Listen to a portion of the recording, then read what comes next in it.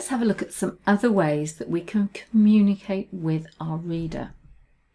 Now, we want to be using whole brain thinking. Now, we often think of in terms of left and right brain, but remember when we looked at the chapter framework, we talked about the what, the why, the how, and the what if.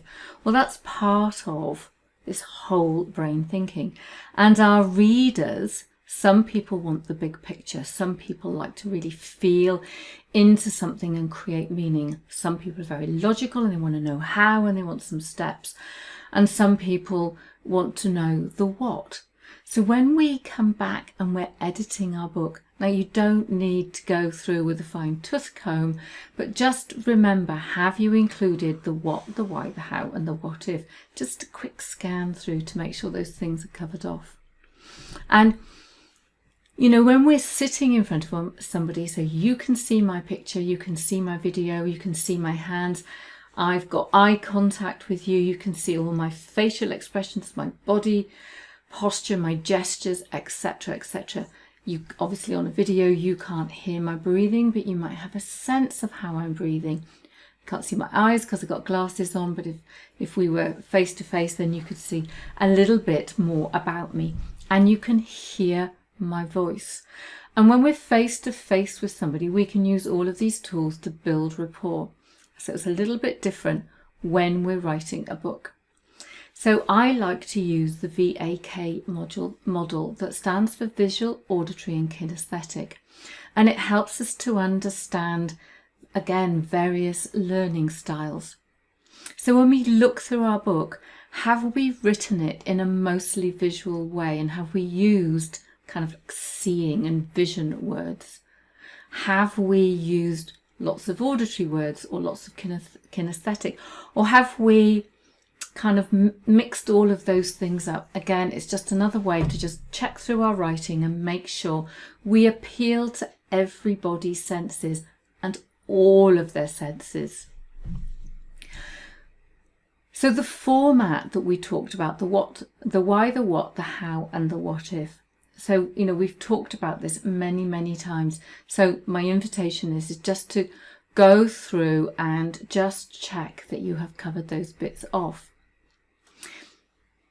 We're social animals. We like to feel that we have a connection. We want to build relationships. We want to feel like we belong. So when we write, and certainly when we're editing, we're thinking about that ideal reader and we're connecting with their needs. So all of these little finishing touches are about building rapport with them, with that creating that empathy and creating that heart-to-heart connection. So how can you use the right words and the right language and content to create that emotional connection? You know, if your reader is hungry, you know, how does your content help them to find food or to do something with food? We also want to consider the art of persuasion. You know, we're influencing people with our writing, so we want them to take some kind of action. And you might have heard of Aristotle's rhetoric model, where he covers three things called ethos, pathos, and logos. And to me, they sound a bit like the Three Musketeers. So the writer's job is to demonstrate that they're credible and reliable. The writer needs to appeal to the reader's emotions and psychological state.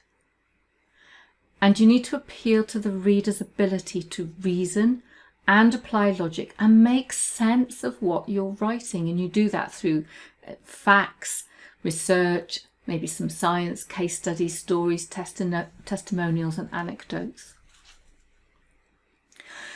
So when we're thinking about when we're trying to persuade somebody, we have a sender, that's you, the author, the receiver, which is the reader, and we have a message to send. So we really need to think about, you know, how have we done that? Have we covered all of the points off that we've been discussing?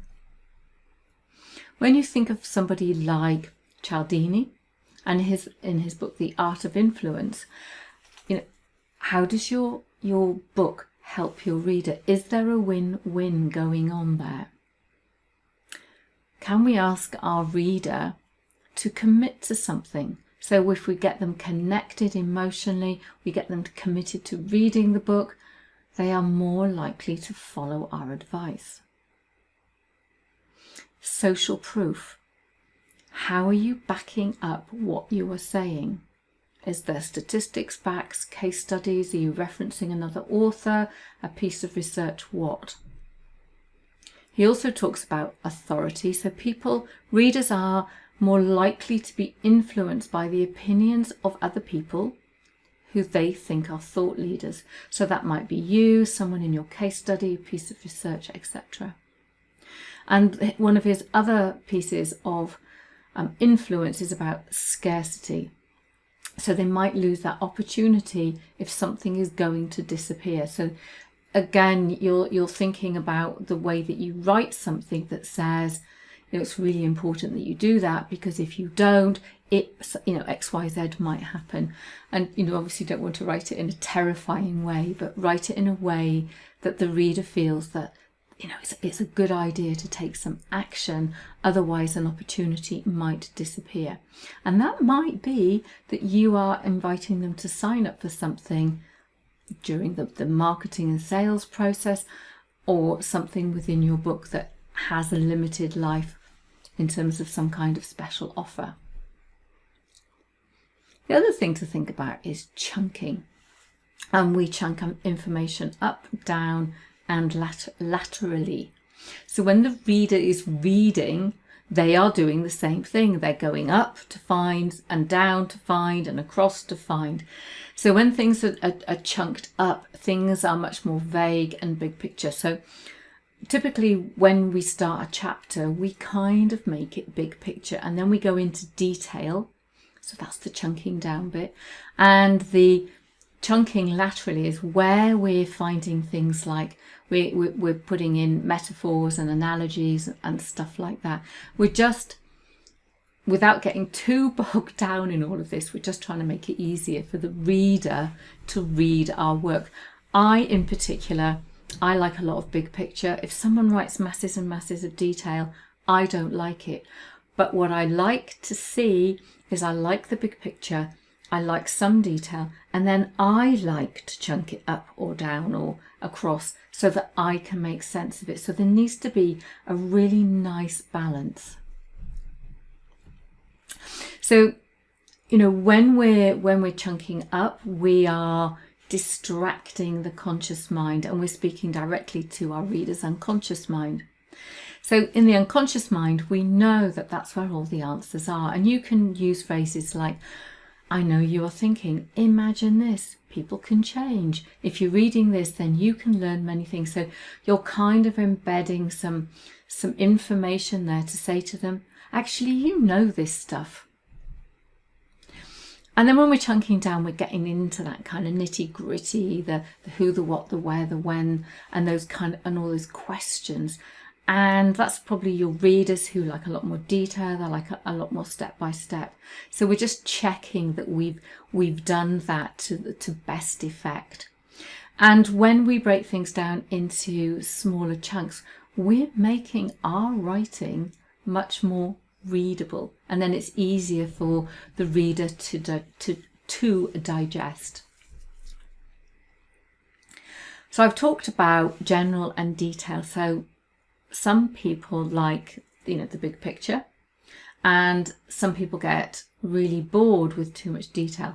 I get really bored with too much detail. So it's a bit of a balancing act, and I've said I often start painting a big picture and then I'll go into detail, and then the reader can make their mind up what it is they want to do.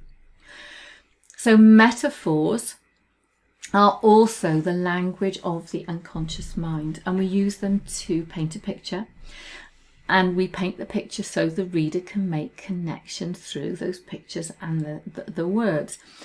And metaphors are a symbolic representation, and they describe something by using something else which is dissimilar. So you've heard the saying, it felt like I'm banging my head against a brick wall. It's like a never-ending record. It's like wandering around in circles or in the dark, things like that. So again, it's just ways of bringing your content alive so the reader can make connections. We talk about personal story and people make connections through story. They also make connections through metaphors. So peeling an onion is a metaphor. So you know, I often feel like I'm peeling the layers of an onion when I work on my personal stuff or when I'm editing a book. So, you might write something like, can you imagine what it was like for that writer who didn't realise that there were such simple steps to climb to the top of their game? So how could you enrich your writing with some metaphors? We've talked about stories, and you can use these stories to create that emotional connection. Now, this is something else that I apply. Read something and then say, and so what?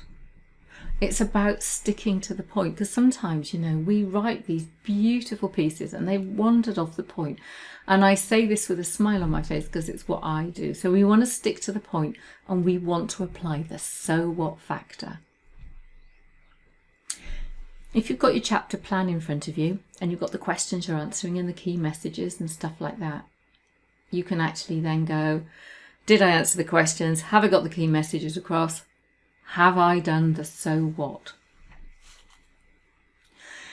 So it's about remembering your reader, the purpose of your book, the core messages, the strategy you've got for your book. So with that plan in front of you, please do go through and ask the so what questions.